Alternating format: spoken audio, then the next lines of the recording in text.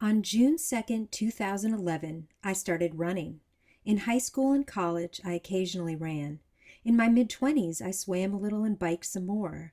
But when I became pregnant with my son Fletcher at age 28, I stopped.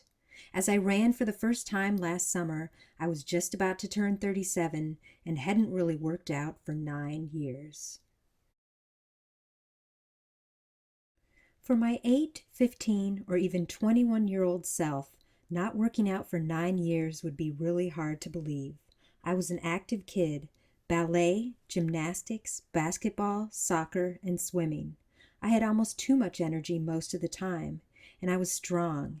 Hailing from a long line of powerful Puatnan women, I was muscular and tough and saw myself as a physical force to be reckoned with.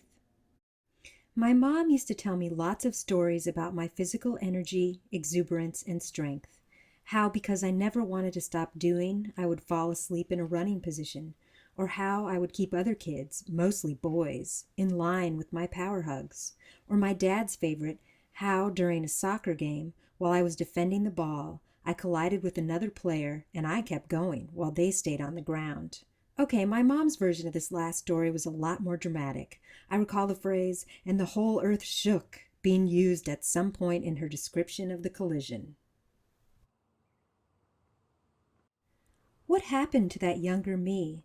I could speculate on all of the reasons how and why I lost my powerful physical confidence, drawing upon personal experiences and academic feminist theories. But not now. Why spend time dwelling on that past when I could reflect on my joyful present?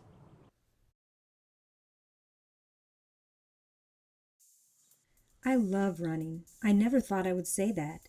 For years, I'd hear people talking about how great running was, and I'd think, in theory, running sounds great, but it's really not my kind of practice. I like swimming and biking much better, but now I've become one of those people, the people that love running. How can I describe my joy for running without settling into all of the cliches about it? I probably can't. So, in expressing my love for it, I won't try to offer up new insight on running or its deep significance. Instead, I want to document my process of loving and living, mostly joyfully, sometimes painfully, but always intensely, through running.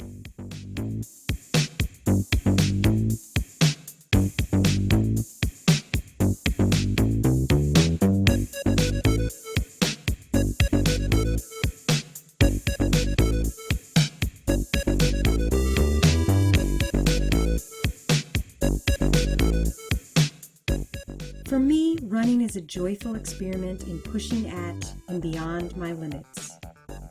Running forces me to keep going beyond what I think I can do. Pushing at my mental and physical limits through running faster or longer than I think possible has immediate and often joyful, usually tangible results.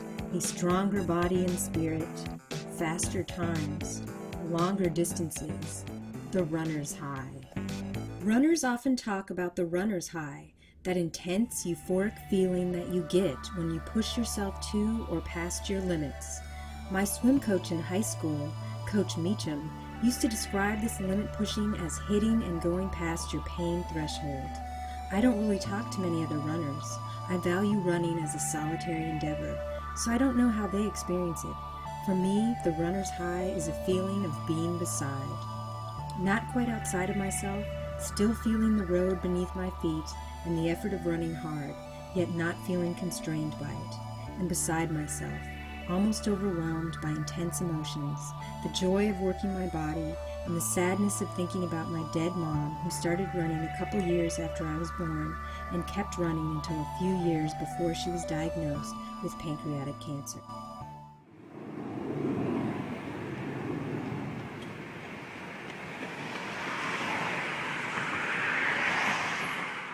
Turning to running in your 30s is not unusual in my family, or I'm sure in many others.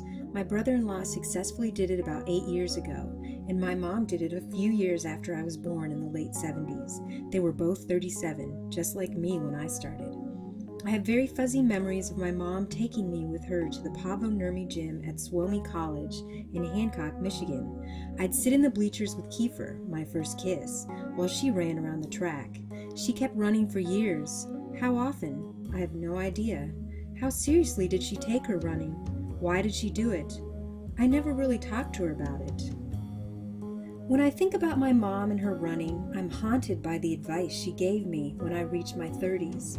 She said, "Sarah, what you do in your 30s makes a difference in your 60s. Eat right now and exercise and you'll be rewarded when you're older." What was my mom's reward? In her 60s, she was still really strong and healthy, except for the fact that her body was being ravaged by chemo drugs used to prevent the cancer cells from spreading beyond the tumor found in her pancreas. She was so healthy that her body refused to quit, prolonging her suffering. Is this really what happened? I'm not sure, but that's how I imagined it as she was dying. Her attempts at being strong and healthy didn't help. They seemed to only hurt and bring pain, lots and lots of pain. I found myself asking, why bother if being healthy could only lead to prolonged suffering later? Now, 2.5 years after her death, I'm less pessimistic about the potential effects of being healthy, but I also don't have any illusions that the running I do now will necessarily protect me from suffering in the future. But I run anyway, and I love it. I like running alone and almost always with music. I listen to songs from my past, songs with driving beats, songs with cheesy lyrics and swelling choruses. Running has restored my confidence and has helped me to remember that I am powerful and strong and amazing. Running doesn't make me feel like a badass. It reminds me that I am and have always been a badass.